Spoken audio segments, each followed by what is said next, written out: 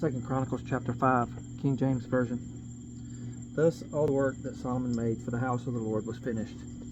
And Solomon brought in all the things that David his father had dedicated, and the silver and the gold, and all the instruments put he among the treasures of the house of God. Then Solomon assembled the elders of Israel and all the heads of the tribes, the chief of the fathers of the children of Israel, unto Jerusalem, to bring up the ark of the covenant of the Lord out of the city of David, which is Zion. Wherefore all the men of Israel assembled themselves unto the king in the feast, which was in the 7th month.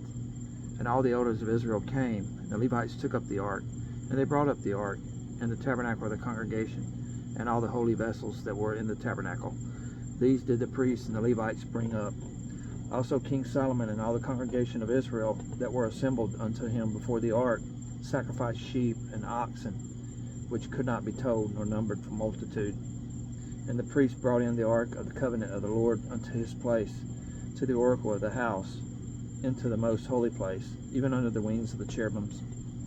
For the cherubim spread forth their wings over the place of the ark, and the cherubims covered the ark and the staves thereof above. And they drew out the staves of the ark, that the ends of the staves were seen from the ark before the oracle, but they were not seen without. And there it is unto this day. There was nothing in the ark save the 2 tables which Moses had put therein at Horeb, when the Lord made a covenant with the children of Israel, when they came out of Egypt. And it came to pass, when the priests were come out of the holy place, for all the priests that were present were sanctified, and did not then wait by course. Also the Levites, which were the singers, all of them of Asaph, of Heman, of Jeduthun, with their sons and their brethren, being arrayed in white linen, having cymbals and psalteries and harps, stood at the east end of the altar, and with them 120 priests sounding with trumpets.